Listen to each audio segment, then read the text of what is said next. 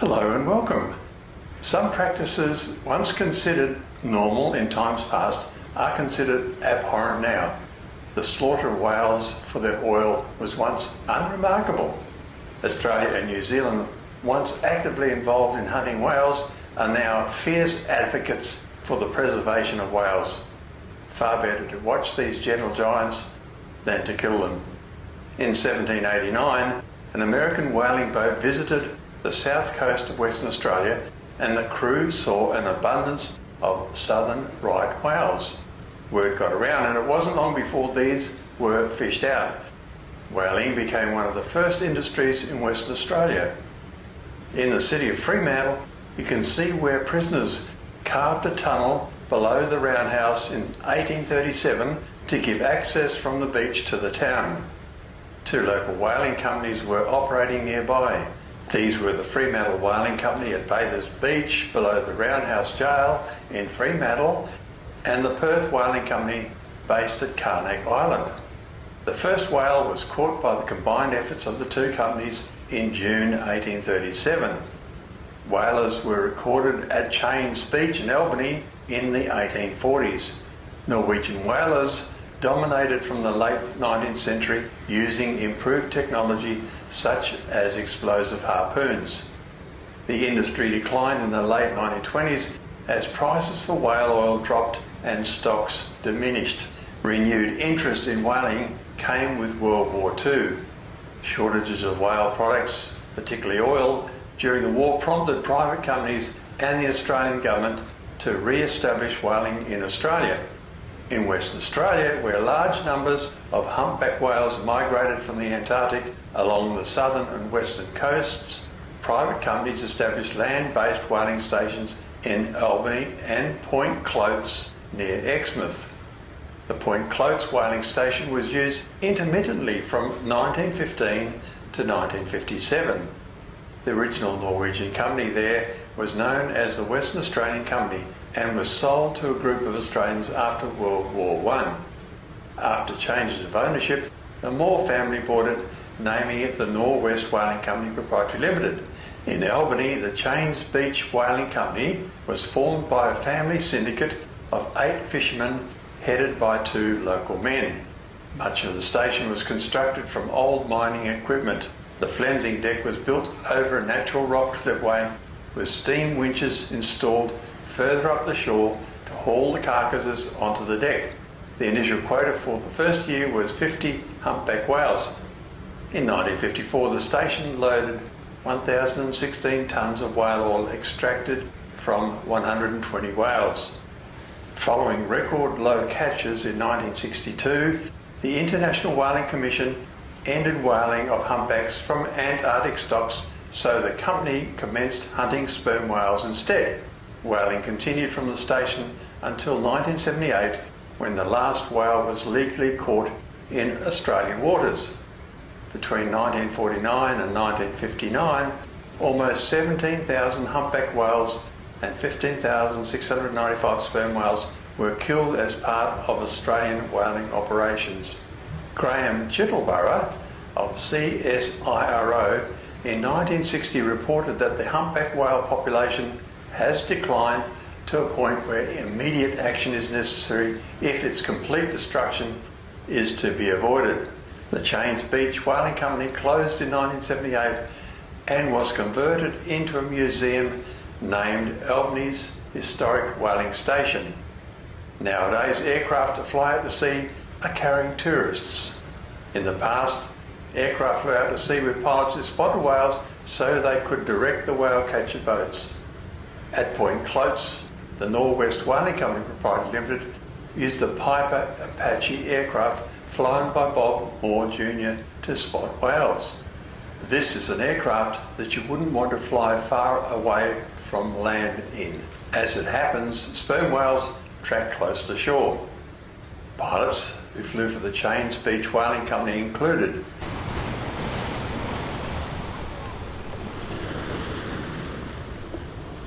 the first aircraft used by Chains for whale spotting was an Oster, which was chartered and flown by John Downey. The second was a Cessna 172, chartered and used between 1958 and 1961. The third was the Cessna 150, purchased by the company in April 1961 and flown by John Bell. The fourth was the Cessna 337 floatplane VH-RGB, purchased in 1970 by the company and also flown by John Bell. It was replaced in 1974 by Cessna 337G VH-TDC, which soldiered on until whaling was banned in 1978. Searching was carried out by 2 flights per day, with the morning flight being the longest. Square grid patterns were flown, and when whales were spotted, an oil marker was dropped. This was about a litre of bunker oil in a double thickness plastic bag. Between the 2 thicknesses of plastic bag, a measure of fluorescent dye was placed.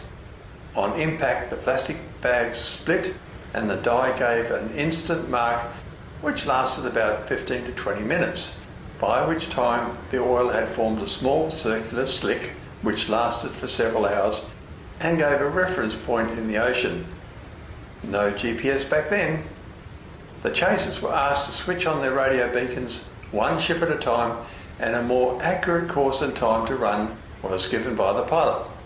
The continental shelf is only 35 to 50 kilometres out from the shore at Albany, so the chasers returned to Albany each evening and left their catch at the whaling station. In 1964, John Bell was spotting for the Chains 3 boat 60 kilometres out to sea when he was radioed that the master gunner had torn his leg off. This was Captain Ches Stubbs, who had fired a harpoon at a whale, but a wave had washed the attached rope around his leg. As the captain pulled the trigger, his leg was torn off. Here is the amazing story as told by Ches Stubbs and John Bell, recorded for Find Albany, a site for tourism in Albany.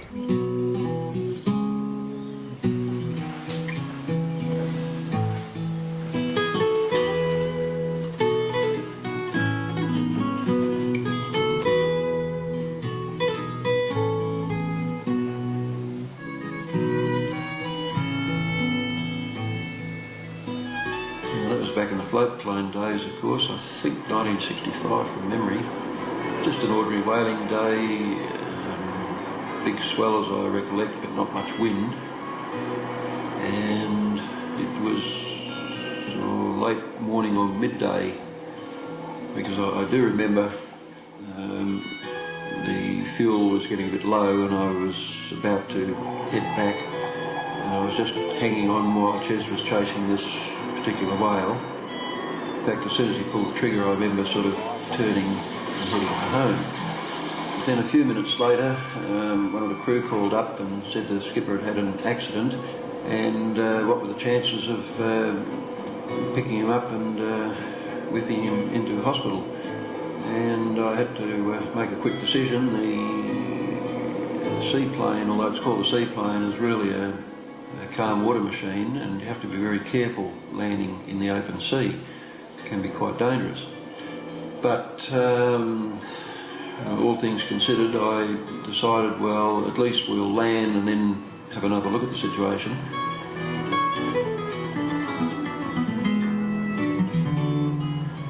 I actually witnessed the incident. I can recall the day very well because nothing seemed to go right that day, you know. We had a lot of misses and things like that. It was quite frustrating and it was hectic. A rough day, the waves came across the gun deck. I went down to ship the gun, and the leg went in the bight of the rope. Boom, she went. The harpoon went off and I just severed the leg straight off. I woke up, I was on my back on the gun deck, the leg up in the air, and there was blood spurting out of it. My first thought, what a sort of a bloody way to die out here, bleeding to death. I was the first man up on the gun deck to offer assistance. It was quite shocking to see a man that had just lost his leg, on the bottom half of his leg there. It was Ches himself was in a state of shock. I don't think he realised actually what had happened, because he kept trying to stand up, and took me all my time to keep him sitting down and get the message through to him that he was hurt.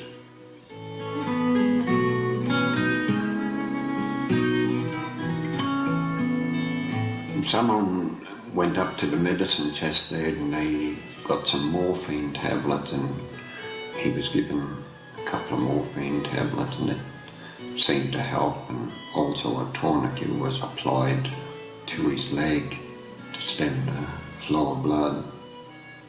I raced in and called the other whale catchers on the radio to let them know that we'd had an accident, and the plane with John Bell as the pilot there, he overheard the conversation on his radio. After a while he called back and offered to evacuate the skipper, bearing in mind that this was a single engine Cessna with floats.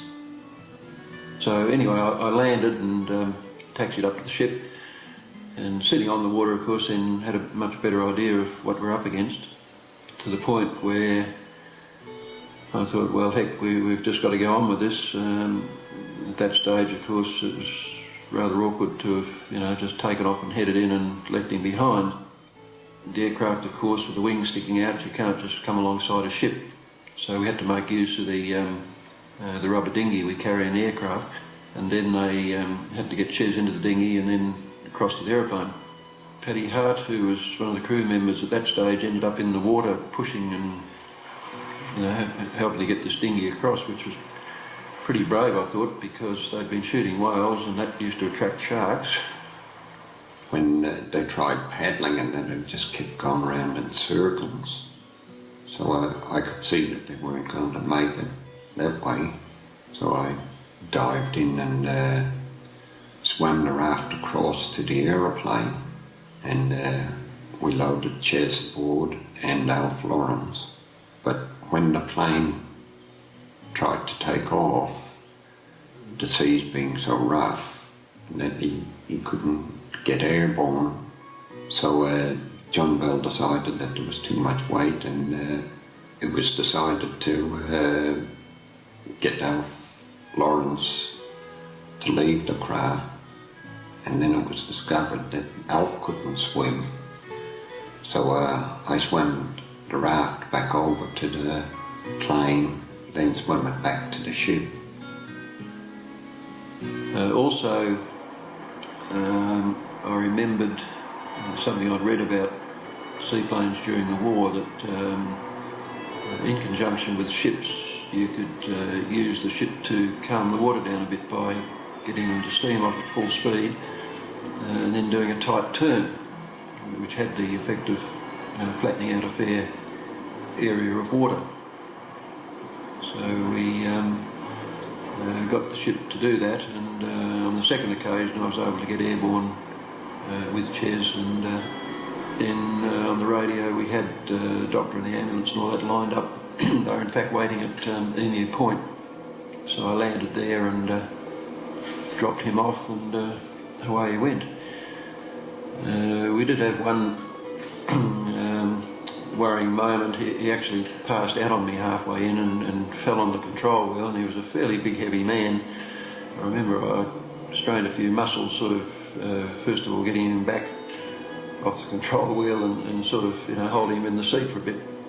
But he did come to again. Luckily we were able to then sort of carry on without any further problems, apart from a bit of a mess in the aeroplane. But that wasn't the end of his career. They sort of fixed him up and eventually gave him an artificial leg, and he was back on the job, would you believe, in about 6 months. Captain Stone sits a master gunner man. Hope its right leg tore away with the harpoon rope one day, but he's back shooting whales on every span. John managed to get the plane airborne and back to land safely. Sadly, John Bell and 3 police officers were killed in 1996 during a drug surveillance flight when their Cessna 337C Super Skymaster VH-FAM stalled and crashed. This pilot had 11,216 hours experience. It was John Bell who was instrumental in having the whaling station turned into a museum. Today the John Bell Terminal at the Albany Airport is named in his honour. Thank you to all these people and organisations for information for this story. Thank you for watching. Please like and subscribe to promote this channel.